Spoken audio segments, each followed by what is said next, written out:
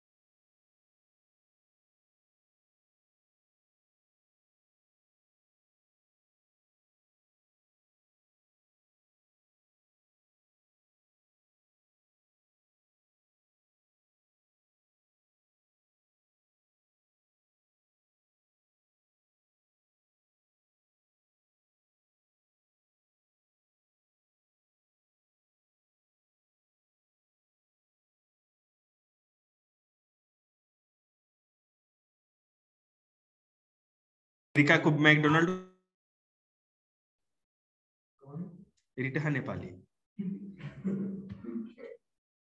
अब ये इसमें उसकी बुराई है या अच्छाई मुझे पता नहीं, लेकिन है वो ऐसा है। चलिए ठीक है, देखते। आइसोटोप्स, आइसोटोप्स क्या होते हैं? मैंने आपको बताया था, isotopes are atom of the same element having the same atomic number but different mass number. Isotope एक ही एलिमेंट के, जैसे मान लीजिए हाइड्रोजन एक एलिमेंट है, तो उसी हाइड्रोजन का कोई दो ऐसा एटम जो एटॉमिक नंबर तो सेम रखेगा अपना, लेकिन उसका मास नंबर डिफरेंट होगा। समझ में आई बात आपको? एक ही एलिमेंट का दो ऐसा एटम जिनके एटॉमिक नंबर सेम होंगे लेकिन मास नंबर डिफरेंट होगा। अब देखिए कैसे। Isotope of an element have the same atomic number because they contain the same number of proton। क्यों होता है? उनके न्यूक्लियस में प्रोटॉन जो होगा, अगर आप हाइड्रोजन लेते हो, मैं हाइड्रोजन की बात कर रहा हूं, तो उसका कोई भी, hydrogen is element, is an element, उस हाइड्रोजन एलिमेंट का आप कोई भी एटम लेंगे तो उसके न्यूक्लियस में नंबर ऑफ प्रोटॉन तो बराबर होगा, और नंबर ऑफ प्रोटॉन इसलिए बराबर होगा क्योंकि सबका एटॉमिक नंबर बराबर ही हो रहा है। फिर से समझो, आइसोटॉप वो होते हैं एक ही एलिमेंट के वो एटम जिनका एटॉमिक नंबर सेम होता है। तो एटॉमिक नंबर किसके ऊपर डिपेंड होता है? नंबर ऑफ प्रोटॉन के ऊपर। जितना नंबर ऑफ प्रोटॉन किसी का भी न्यूक्लियस में होगा वही उसका एटॉमिक नंबर माना जाता है। तो अगर आप हाइड्रोजन का, अगर एक कोई भी एटम निकालते हो, एक हाइड्रोजन एलिमेंट है, बहुत सारे एटम से बना है, कोई भी अगर एटम निकालोगे तो एटॉमिक नंबर सेम होगा। और क्यों होगा? क्योंकि नंबर ऑफ प्रोटॉन सब में बराबर होंगे। समझ रहे हैं? लेकिन उनका मास नंबर डिफरेंट होगा। वो ऐसा क्यों? Isotope of an element have different mass number because they contain different number of neutron। उसके अंदर प्रोटॉन तो बराबर होगी लेकिन न्यूट्रॉन की संख्या अलग अलग होगी, इसी कारण से उसका मास नंबर अलग होगा। बात समझ रहे हैं? अब हम एक एग्जांपल ले सकते हैं। All the chlorine atom contain 17 proton। Chlorine का कोई भी, अगर आप क्लोरीन इज एन एलिमेंट, आप उसका कोई भी एटम अगर लेते हो तो उसका एटॉमिक नंबर 17 होगा। ये क्लियर है? Okay, so the atomic number of all the chlorine atom is 17। Now some chlorine atom have 18 neutron whereas other chlorine atom contain 20 neutron। लेकिन एक चीज ये है कि कुछ क्लोरीन जो होते हैं उनके अंदर 18 न्यूट्रॉन होता है और कुछ के अंदर 20 न्यूट्रॉन होता है। Chlorine atom can therefore have mass number 17 plus 18 35 हो जाता है, जबकि किसी में 17 प्लस 20 37 हो जाएगा। मास नंबर समझते हैं ना, उनके अंदर प्रोटॉन और न्यूट्रॉन की जो संख्या होती है हम उसको प्लस कर देंगे तो उसका मास नंबर हमको पता चल जाता है। तो जिसके अंदर देखिए प्रोटॉन तो दोनों में 17 ही होगा, क्योंकि एटॉमिक नंबर 17 है तो सब में प्रोटॉन 17 होगा। लेकिन अगर किसी में न्यूट्रॉन 18 है तो प्लस करने पे उसका मास नंबर 35 हो जाएगा, और किसी में अगर न्यूट्रॉन की संख्या 20 है तो उसकी मतलब कि एटॉमिक मास नंबर क्या हो जाएगा, 37 हो जाएगा। Thus the chlorine has two isotopes of mass number 35 and 37 respectively. The two isotopes of chlorine can be written as, ये लिखा हुआ है आपको बुक में दिख रहा होगा, 7 Cl है, उसके लेफ्ट में नीचे 17 लिखा होगा और ऊपर 35 लिखा हुआ है। ये नीचे जो लिखा होता है वो एटॉमिक नंबर, लेफ्ट में बोर्ड पे देखना।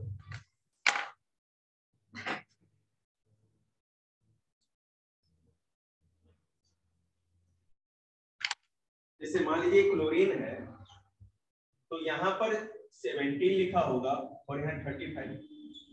दूसरा आइसोटॉप क्या होगा, यहाँ 17 लिखा होगा 37। ठीक है ना। अगर आपको number of neutron find out करना है तो इसको माइनस कर दीजिए, ठीक है, पता चल जाएगा। इसमें कितने हो जाएंगे 18 और इसे माइनस करेंगे तो 20। आपको इससे कोई मतलब नहीं, मैंने आपको समझाने के लिए। तो दो आइसोटॉप क्लोरीन के हो गए, समझ में आ रही है ना।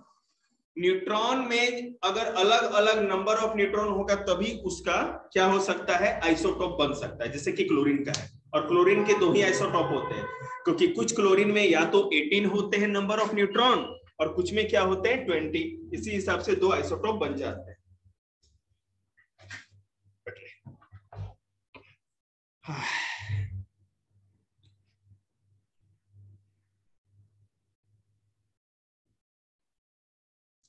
अब देखिए, isotope are atom of the same element having the same atomic number, different atomic mass. Okay, that the different in the masses of isotope of an element is due to the different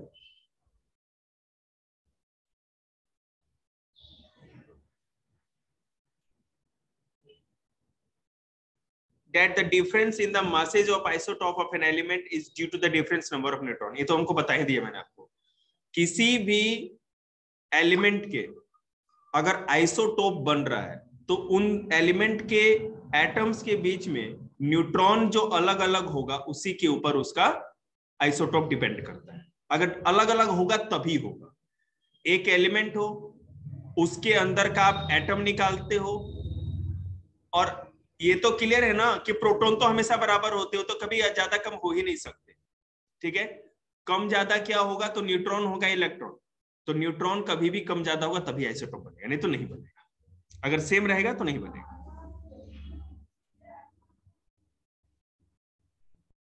isotope of hydrogen देखते हैं। The hydrogen element has 3 isotopes. Hydrogen element के अंदर 3 isotope होते हैं, having the same atomic number of 1। उनका atomic number same है, मतलब 1, मतलब नंबर ऑफ क्या हो, उसमें प्रोटॉन बराबर होगा दीपक के न्यूट्रॉन। अगर मैं एटॉमिक नंबर हाइड्रोजन का 1 बोलूं तो उसमें प्रोटॉन की संख्या 1 है, न्यूट्रॉन की, पक्का, good. But different mass number 1, 2 and 3 respectively. लेकिन इसके अंदर जो मास नंबर है वो अलग अलग है, 1, 2 और 3 है। So the 3 isotope of hydrogen can be represented as, कर सकते हैं। अब अगर आप मुझे ये बताइए, अगर मैं मास नंबर हाइड्रोजन का मानसू 3 बोलूं तो नंबर ऑफ न्यूट्रॉन आप क्या बता सकते हैं उसका, मास नंबर, लक्ष्य मास नंबर अगर मैं हाइड्रोजन का 2 बताऊं तो उसमें उसका आप नंबर ऑफ न्यूट्रॉन क्या बताएंगे। मास नंबर पता है ना, किसको प्लस करके फाइंड आउट करते हैं, 1 आएगा। 1 तो जैसे यहाँ प्रोटॉन नीचे है ही, उसका एटॉमिक नंबर हाइड्रोजन का 1 होता है, तो वो तो हो गया उसके प्रोटॉनों की संख्या नीचे। तो अब इसमें क्या जुड़ करके 2 बनाएगा, तो 1 ही जुड़ के बनाएगा, तो वही उसका न्यूट्रॉन का नंबर हो जाएगा। ठीक है।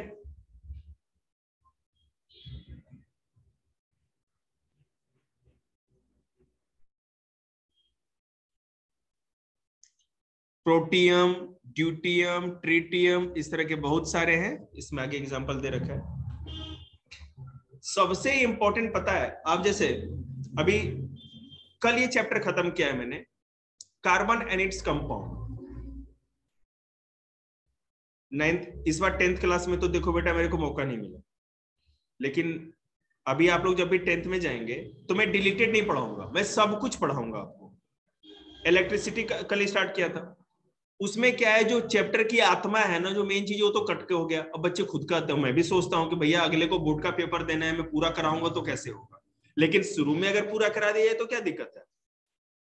अब पेपर में 1 महीने है सेकेंड टर्म का, अब मैं उनको पूरा पढ़ाने लगूंगा तो ना उनके दिमाग में जाएगा और ना पेपर दे पाएंगे, लेकिन आप लोग को कराया जाएगा। तो उसमें कार्बन एंड इट्स कंपाउंड जब मैंने कराया तो आपको ये पता चलेगा कि कार्बन बहुत ज्यादा मात्रा में कंपाउंड बना सकता है, बहुत सारी चीजों के साथ जुड़ सकता है। उसी के ऊपर देखते हैं कैसे। अगर हम कार्बन की बात करें तो isotope of carbon element has 3 isotope. Carbon के 3 ही आइसोटॉप होते हैं। कार्बन का एटॉमिक नंबर बता सकते हैं आप लोग? 6 से 12, 6 एटॉमिक नंबर 6 होता है कार्बन का। हाँ जी, एटॉमिक जो नंबर होता है वो 6 होता है। अब इसके हिसाब से इसका क्या कहते हैं, एक सेकेंड बेटा रुक जाए, खा रहा है बच्चा से।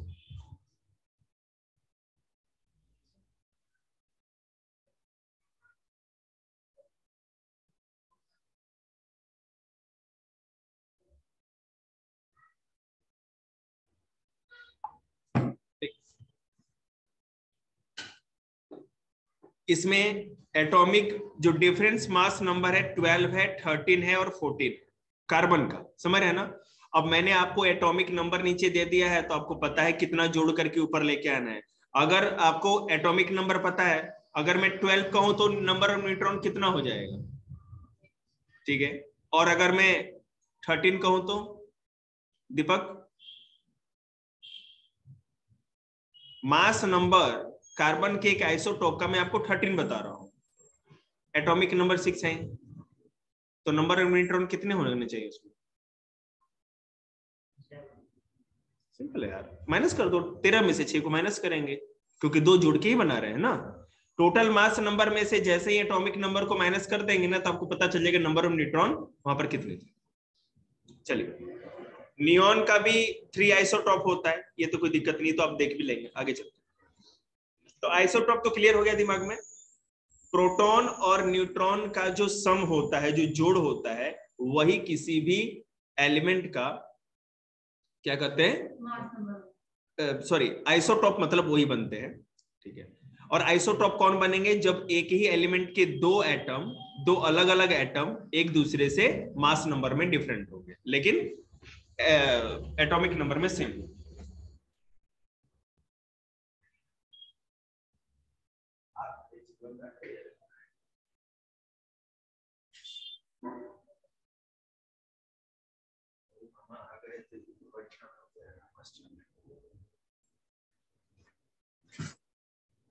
अरे कोई बनो आईपीएस यार, कि हम भी फोन ऑन करके अपना जान बचा ले, तुम लोग यार क्या ऐसे। इंस्टीट्यूट बंद कराओगे बेटे, ऐसे मत कर, थोड़ा 1-2 नियम का, कोई ना मास्टर अच्छा काम कर रहा है। अब बस ये मेरे को कह देना ना कि आप थोड़ा मैंने डिस्टेंस बनाए रखें। हम खूंटी पे 4-5 छोटे छोटे बच्चों को टांग देंगे, 2-4 को पंखे में, कोई एक दूसरे कोई कांटेक्ट करेगी कि पहले इंस्टीट्यूट बंद करा दें, क्या बोल रहे हैं, मैं तो पेट पे लात मारेगी, और उसको बुढ़ापे में जब कमर कमजोर हो जाती है मास्टर की।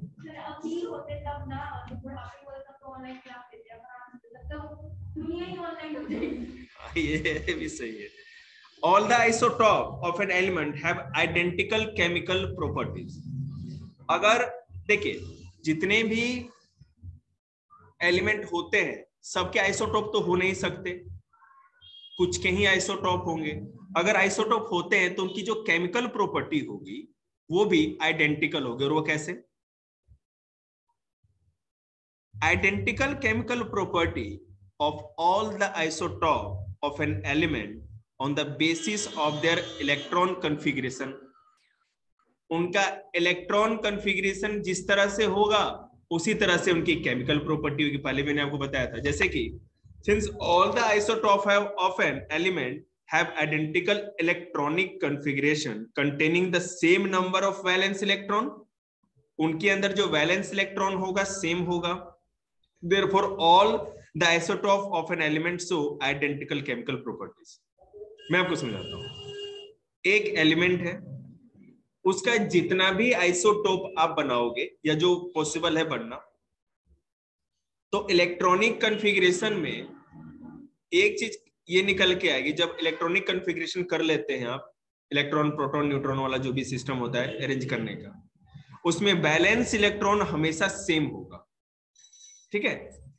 आप आइसोटोप किसका बनाओगे? किसी एक एलिमेंट के ही सेम, मतलब अलग अलग एटम के, दूसरे एलिमेंट से तो कंपेयर नहीं करेंगे। तो एक एलिमेंट का आप चाहे कोई भी एटम लो, उसका इलेक्ट्रॉनिक कॉन्फ़िगरेशन सेम होगा कि नहीं होगा? अगर क्योंकि न्यूट्रॉन से तो मतलब ही नहीं होता ना, हमको इलेक्ट्रॉनिक कॉन्फ़िगरेशन में न्यूट्रॉन को तो देखना ही नहीं होता, वो तो न्यूट्रल होता है। तो एक इलेक्ट्रॉनिक कॉन्फ़िगरेशन करते हैं किसी, जी, इलेक्ट्रॉन से, है ना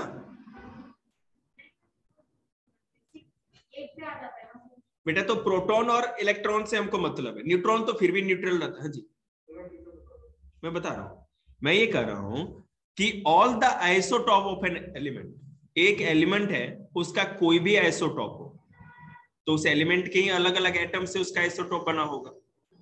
एक एलिमेंट का हाइड्रोजन का कहो आप या कार्बन का कहो, किसी भी एलिमेंट को आप लेते हो तो उसके जितने भी एटम निकालेंगे उसका इलेक्ट्रॉनिक कॉन्फ़िगरेशन सेम होगा ना। जैसे वो जो हम सेल में करके दिखाते थे आपको, तो कोई भी एटम निकालेंगे तो सेम होगा। क्लियर है? तो इसी बेसिस पे हम ये कह सकते हैं कि उसका केमिकल प्रॉपर्टी भी सेम ही होगा। अब फिर इसको और अच्छे से समझते हैं। वैलेंस इलेक्ट्रॉन दीपक किसको कहेंगे?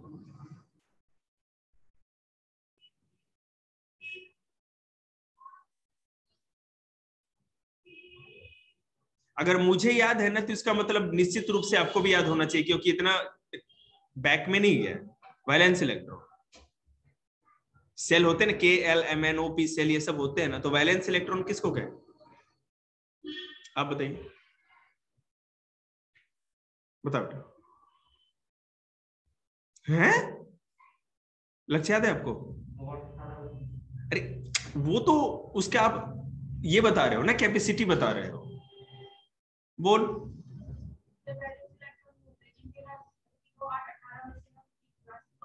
लास्ट वाली मेरे कहने मतलब, हाँ, जो इलेक्ट्रॉन सेल का सबसे बाहरी सेल, सिंपल सी बात है, इलेक्ट्रॉन सेल का सबसे बाहरी सेल वैलेंस इलेक्ट्रॉन होता है। मान लीजिए 8 जगह थी, 2 8, जो भी मान लीजिए जो K11O जो सेल होते हैं, तो जो सेल है, मान लीजिए एक सेल है जिसमें 8 इलेक्ट्रॉन रह सकते थे। ठीक है? अब उसमें क्या हुआ कि आपके पास 6 दे के ही काम हो गया आपका, तो वही वैलेंस इलेक्ट्रॉन हो गया, सबसे बाहरी सेल वाला। आप इलेक्ट्रॉनिक कॉन्फ़िगरेशन करो, जो सबसे बाहरी सेल होगी, आउटर मोस्ट जो बाहरी सेल होगी, वही वैलेंस इलेक्ट्रॉन वाली सेल होती है। ठीक है? डिपेंड करता है कि वो किसमें है, मतलब वो तो एलिमेंट के ऊपर डिपेंड करता है ना कि आप किस तरह से कॉन्फ़िगरेशन करें। कोई KL तक के खत्म हो जाता है, कोई M तक जाता है, इस तरह होता है ना।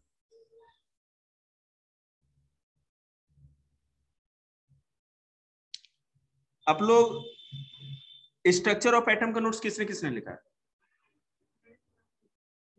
आपने लिखा है? आपने नहीं? आप लोग स्ट्रक्चर ऑफ एटम का जो नोट्स है, ठीक है ना, अभी हमारे पास 2 बुक अवेलेबल है ना,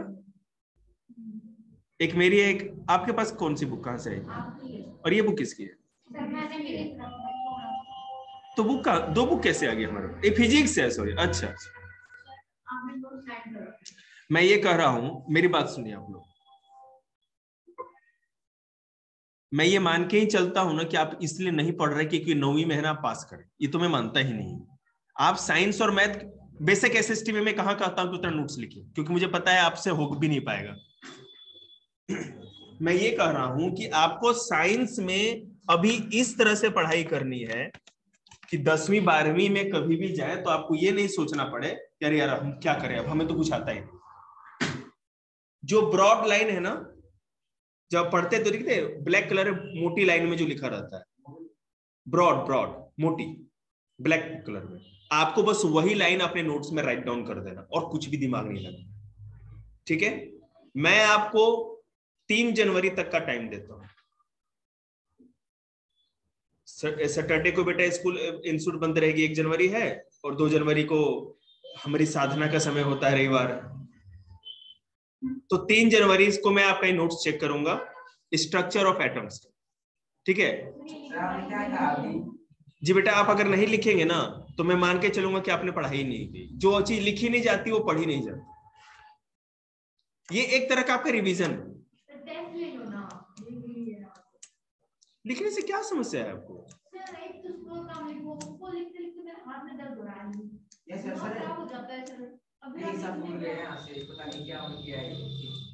तो ठीक है, देख लो भाई, मेरा ये मानना है ना कि आप स्कूल में चाहे कितना भी है ना ऊंट मजदूरी कर ले, गधा मजदूरी ट्रेन से।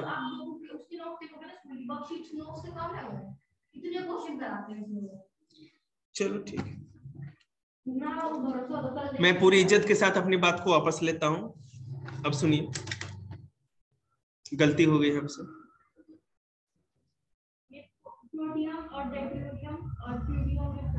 बता रहे हैं बेटे, कैसा भूल गए तुम? छोड़ेंगे हम क्या?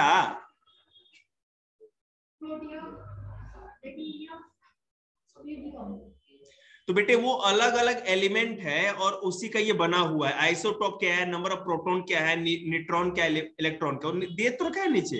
ये मेरी बात सुनिए, ये इलेक्ट्रॉन है, ठीक है ना, ये आइसोटॉप ऑफ हाइड्रोजन है, ठीक है ना। हाइड्रोजन के 3 आइसोटॉप है। The complete composition of 3 isotope hydrogen is given. Hydrogen के 3 आइसोटॉप बनाए गए हैं, उसका नाम है प्रोटियम, ड्यूट्रियम और ट्रिटियम। ठीक है, प्रोटियम में उसका क्या होता है, आइसोटॉप दोनों में 1 1 है, फिर 2 1 फिर 3 1, इस तरह इसका नाम केवल दे रखा है। ठीक है, इसको क्या पढ़ाना?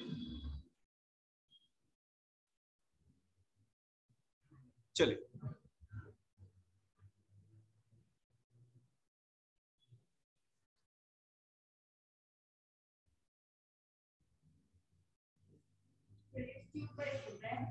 हैं?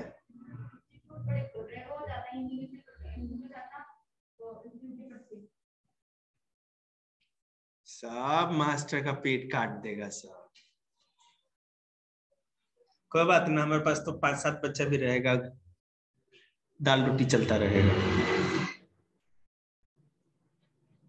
हम लोग बेटे टीचर है, बिजनेसमैन थोड़ी। हम लोग पास वो दिमाग थोड़ी है कि पर्चा लगा दीजिए, स्मार्ट लर्नर्स की जय बुलवा दीजिए। वो हम लोग को नहीं आता, हम बस पढ़ाना आता है। आप सामने बैठ के हम आपको पढ़ा देंगे, और हमें नहीं आता ये सब। एक कह रहा है कि पोल पे काहे नहीं बोर्ड लगाए हैं, ये पोल पे भी लगाइए, दिखेगा। अबे यार दिमाग के अंदे, जिसको आना होगा वो बोर्ड देख के आएगा, ऐसे नहीं दिख रहा। दिखाने के लिए तो यहाँ पूरे कंझावले में इतना आदमी चलेगा, उसको मुंह पे पर्चा चिपका देंगे, देखो ध्यान से देखो, मैंने इंस्टीट्यूट करना। नहीं देखोगे ना, मुखर्जी नगर आप जाएंगे ना, गोज में नहीं नहीं क्या जाता है, लीजिए काट लीजिए, गोज में ऐसे करके डाल देंगे, ऐसे लीजिए काट लीजिए। अब आईएएस की टीचिंग नहीं चलती, मैंने चलती है कोचिंग है, लेकिन वहां कुछ होता नहीं है, बकवास है। देखेंगे, all the isotope of element have identical chemical property, बता दिया मैंने। आगे देखते हैं, the physical property of an isotope of an element are different. अब देखिए, एक आप एलिमेंट लो, उसी के अंदर से आइसोटोप मिलता है आपको, तो जो अलग अलग आइसोटोप मिल रहे हैं उनकी फिजिकल प्रॉपर्टी में भी डिफरेंस होता है, अंतर होता है फिजिकल प्रॉपर्टी में। और वो किस तरह से? The masses of the isotope means mass number, the masses of the isotope of an element are slightly different, therefore the physical property of the isotope of an element are slightly different. अरे जब मास वजन में ही अंतर हो गया तो ऐसे ही physical ही property है ना, मास तो फिजिकल प्रॉपर्टी है। सिंपल सी बात है, समझ में आया दीपक? आइसोटॉप है, मास अलग अलग है, मतलब नंबर ऑफ न्यूट्रॉन अलग अलग है।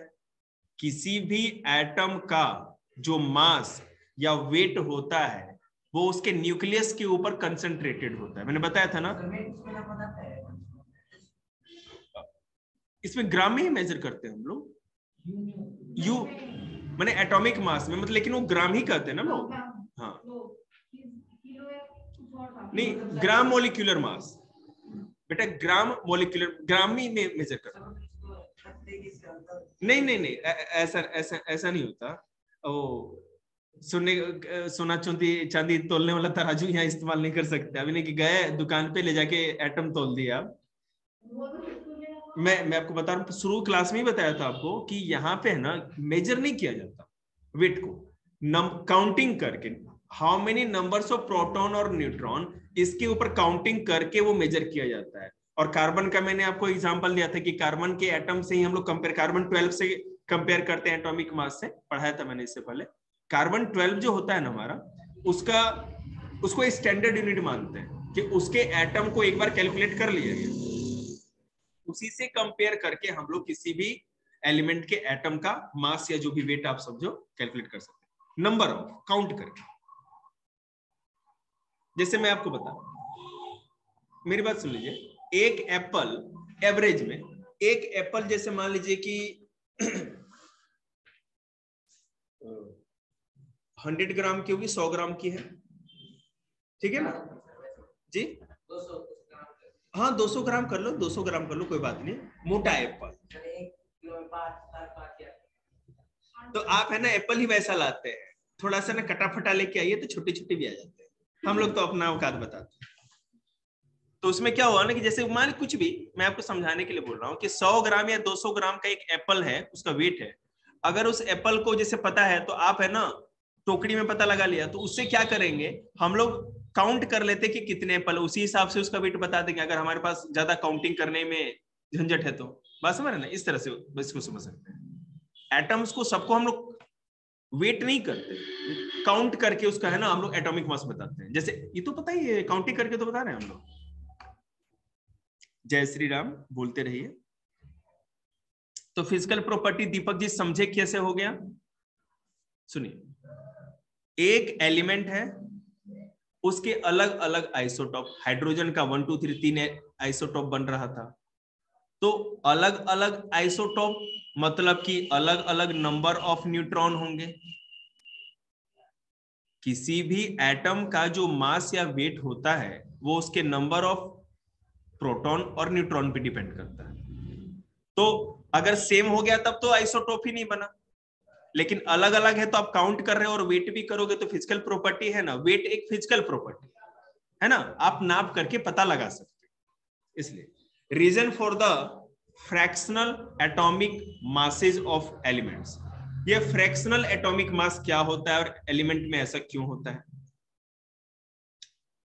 देखिए, the atomic masses of many element are in fraction, वो फ्रैक्शन में दिया जाता है atomic mass, and not whole number 1 2 3 4 5 6 ऐसा नहीं दिया जाता।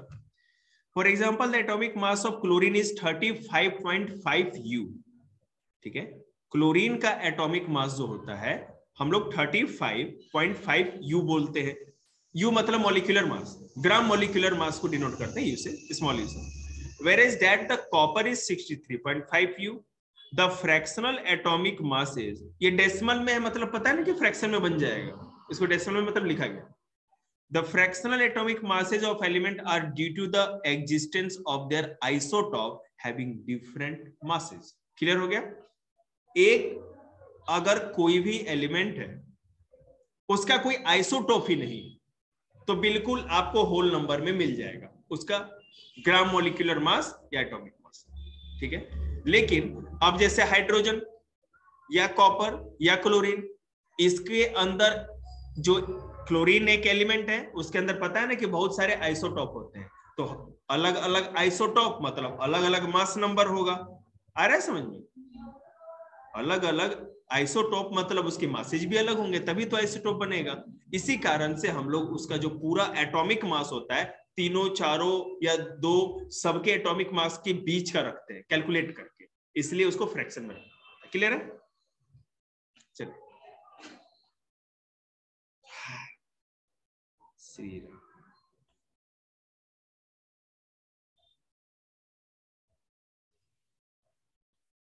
चलिए, अब सवाल ये उठता है कि एवरेज एटॉमिक मास निकालेंगे कैसे।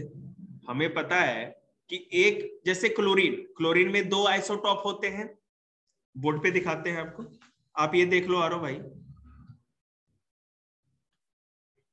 इस वाली चीज को मैं इनको बोर्ड पे शो कर रहा हूं, आप समझ लेंगे यहां से।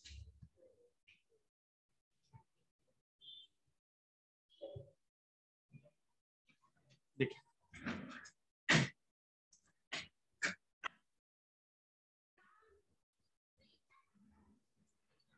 उसी का टायर वेल्डिंग करने के लिए कहे तो प्लास्टिक भी वेल्डिंग कर दिया। अब जितना घूमना चाहिए उतना घूमता नहीं, हमको खुद घूमना पड़ता है। देखिए,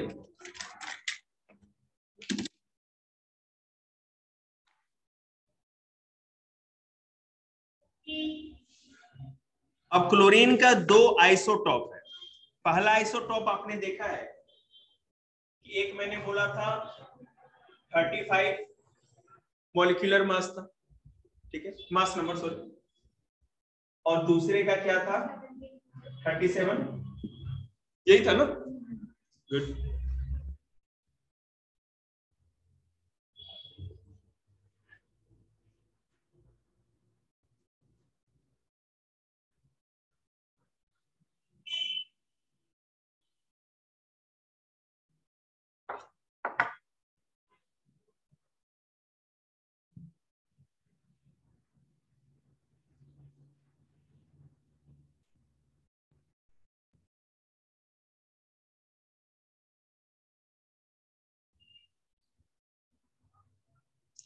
अब ये भी बताया गया है, आपको दिया जाएगा क्वेश्चन में, कि जो ये वाला आपका एटॉमिक मास, ये जो आइसोटॉप है क्लोरीन का, ये नेचर में 75% पाएगा। नेचर में जितने भी क्लोरीन आपको सैंपल मिलेंगे उसका 75% इस टाइप का आइसोटॉप बनाएगा, और ये वाला जो हो गया, जो बाकी बच गया 25%। ठीक है, इस तरह से। यहां तक तो समझ में आ रहा है ना आपको? इसी हिसाब से हम इनका परसेंटेज निकाल सकते हैं। तो हम क्या करेंगे, 35 इंटू 75/100 प्लस 37 इंटू 25/100। ठीक है,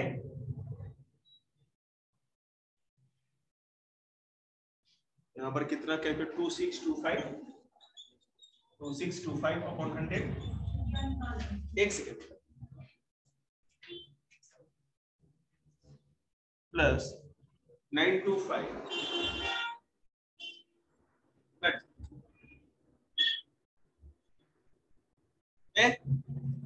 इधर आ, हाथ में क्या है जी,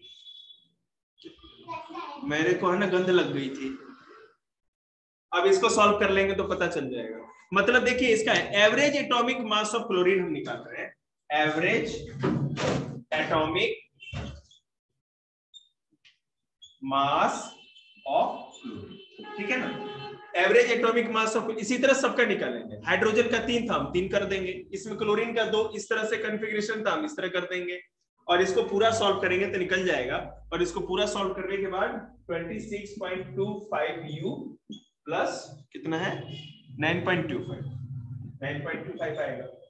इनको पूरे को प्लस करेंगे तो 35.5U। तो ये एवरेज एटॉमिक मास हम इस तरह निकालेंगे। U है नहीं, उसके ऊपर वाले नहीं, 26.25 860 हो जाता है, तो तरीके से 34 होना चाहिए, लेकिन इसका 35.5 है। यूनिक चीज है। और एवरेज एटॉमिक मास हम इसी तरह निकालते हैं किसी का भी, जिसका भी आइसोटॉप 3 पता होगा तो आपको ये भी दिया जाएगा कि हमारे नेचर में वो आइसोटॉप कितने कितने परसेंटेज में।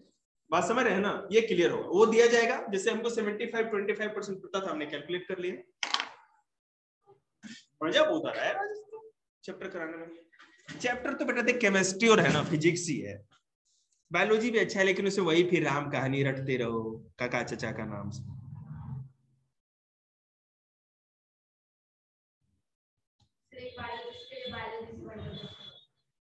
आपके मास्टर जी ने 10+2 में बायोलॉजी ली थी मेडिकल, लेकिन किसी कारण से छोड़नी पड़ी।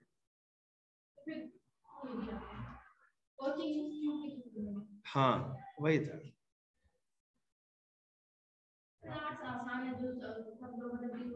वही वही तो मेन बात है ना, आसान मतलब कि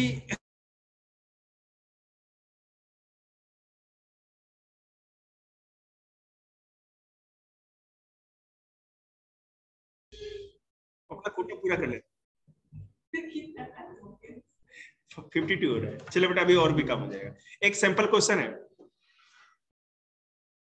नंबर ऑफ प्रोटॉन, न्यूट्रॉन और electron in species A to E are given in the following table. दे रखा है ए से ई तक, आपका ये पता नहीं कि वो कौन सा एलिमेंट है। प्रोटॉन दे रखा है, न्यूट्रॉन दे रखा है, इलेक्ट्रॉन भी दे रखा है। Okay, indicate from the above table the species that represent the pair of isotope। तो इसमें आप कैसे बता सकते हैं कि कौन कौन पेयर आइसोटोप बना रहा है?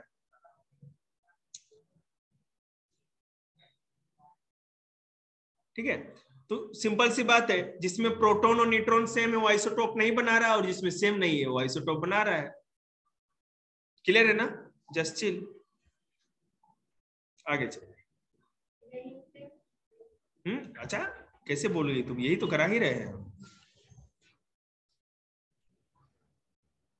रेडियो एक्टिव आइसोटोप करे हो तो क्वेश्चन समझ जाएंगे आप लोग, तो कोई दिक्कत नहीं है। अरे बहन, तो हम कहाँ कहें कि हम आज कराएंगे, तुम कर लेना खुद से।